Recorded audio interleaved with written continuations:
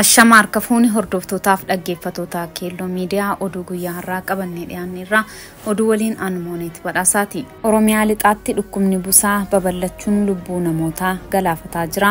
Artist Soorsaa Lammii dhibeessa mudateerraa bayyaannachuu dadhabuun kan lubbuun darbe guyyaa har'aa sirna awwaalchaa taasifameera. Finxaaleeyyii hidhattoota faannostee da'attoonni isaanii gochaa farra namoomaarraa akka of qusatan KFO'n gaafate. Abukaattoonni koo humnoota tikaan doorsifamaa jiru jechuun obbo Taayyee Danda'a himatee jira. Kanneen odeeffannoo guyyaa har'aatiin nu waliin tura. Dhukkubni busaa bara kana bakkeewwan hedduutti babal'achuun madda yaaddoo hawaasaa bal'aatee jira. Akka maddeen odeeffannoo jedhanitti weerarri dhukkuba busaa lixa Oromiyaa godina Wallagga Bahaa lixaaf kaan keessatti tatamsa'ee jira. Dhibee kanaan qonnaan bultoonni hedduun miidhamaa akka jirantu gabaafame. Godina Wallagga Bahaa aanaa Giddaa Ayyaanaa hospitaala Giddaa Ayyaanaatti namoonni dhibee busaan qabamanii yaalaaf gara bakka biraatti deeman hanga hospitaalichi keessummeessuu danda'u ol ta'utu himame. Dhukkubni kun to'annaa ala kan isa taasisaa jiru ammoo qoricha gahaa dhiyeessuu dhabuu mootummaa komii kan kaasan uummatadha. Rakkoo amma dhukkuba kanaan dhufaa jiruun lubbuun lammiilee darbaa jira. Hospitaala Giddaa Ayyaanaatti torbanuma kana keessa namoota dhibee busaan qabamanii achi seenan keessaa namoonni 9 lubbuun darbuun isaanii mirkanaa'ee jira. Godina Wallagga Bahaa aanaa Haroo Limmuu keessatti dhibeen busaa yaaddeessaa ta'eera kan jedhan maddeen gamasii buufanni fayyaa aanaa Haroo Limmuu namoota dhibee busaan qabaman guyyaatti 3,000 hanga 5,000 keessummeessaa jiraachuu kan himan maddeen naannichaa. Kanneen dhibeen isaanii hammaataa ta'e gara hospitaala Giddaa Ayyaanaatti riifarii taasisaa jiraachuu himan.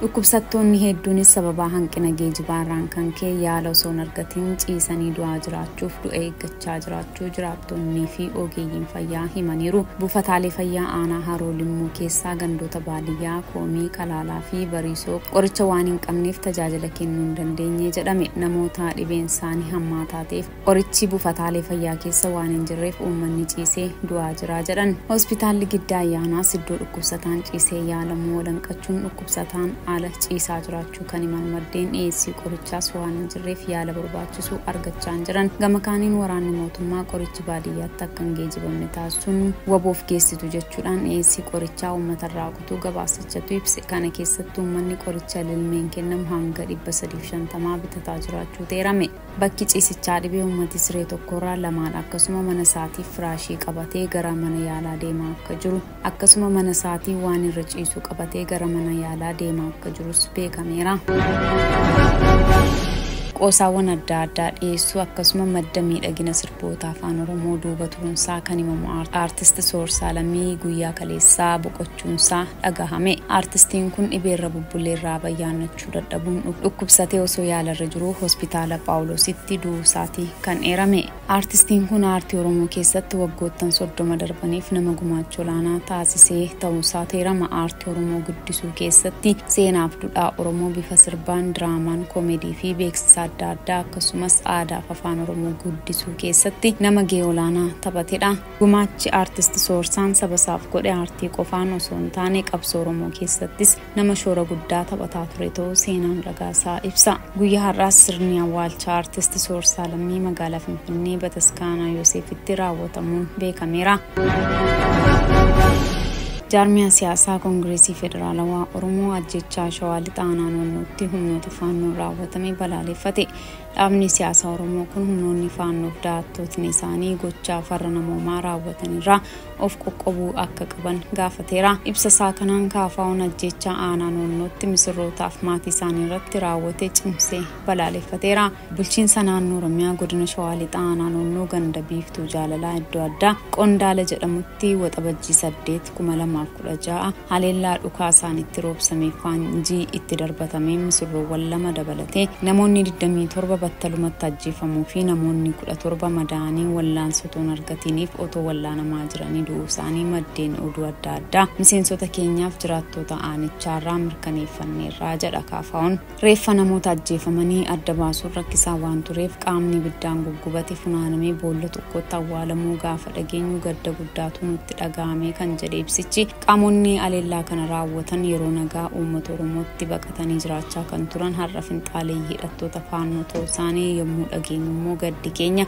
dachaa ta'e jechuun kulkulfatee balaaleffateera. Jaarmiyaan kun ibsa isaa kanaan humnoota gaafa rakkinaa Oromootti baqatan gaafa gara jabeenya ulfaataa ta'een mana waliin abiddaan guban dhaga'uun hedduu isa dhukkubsu ibsa isaa kanaan jabeessee hubachiiseera. Paartiin keenya gochaa sukkanneessaa kana cimsee balaaleffata kan jedhe jaarmiyaan kun kutaalee biyyattii kamiyyuu caalaa dhalattoonni Amaaraa lakkoofsaan hedduu ta'an naannoo Oromiyaa keessatti wal makanii jiraachaa akka jiran eeruun yakka raawwatame kana daangaatti tolchuuf qaamni isa laallatu tattaaffii akka taasisuu gaafateera. Akka ibsa kanaatti mootummaan Itoophiyaa akkasumas mootummaan naannoo Oromiyaa maalna dhibdeedhaan nageenya uummata Oromoo tiksuu hanqachuun balaa humnoota finxaaleeyyii kanaan uumamaa jiru hammeesseera. Inumaa holola Amaarri miidhamaa jira jedhuun qawweettidhanii faannoo lolatti bobbaasuun uummati nagaan akka lafarraa daguugamuuf shoorri mootummaa olaanaa ta'uu ibsichatu caqasa.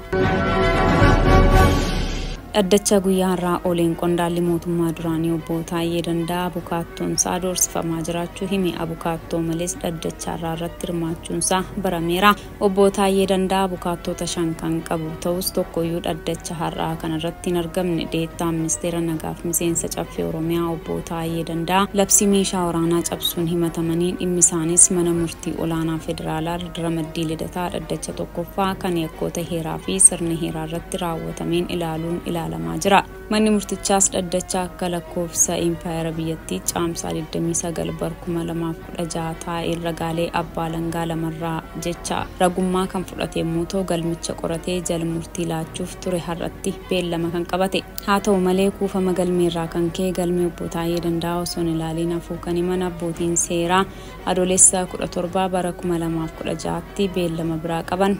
Obbo Taayyee Danda'aas dhaddacha guyyaa har'aa ooleen abukaattoowwan isaanii irratti doorsisni cimaan qaqqabaa jiraachuu fi akka irraa dhaabbatu mana murtii gaafachuun dhagahameera. Abbaan alangaa fi namoonni isaa abukaattoowwan koo doorsisaa jiru kan jedhan obbo Taayyeen abukaattoowwan isaanii bilbila lakkoofsisaa hin mul'anneen itti bilbilamee doorsifamuu himan. Galmee obbo Taayyee jalatti abukaattoowwan 5 galmaanii kan jiran yommuu ta'u beellama har'aa waxabajjii 18 ture irratti garuu abukaattoowwan obbo Taayyee hundinuu hin argamin hafan.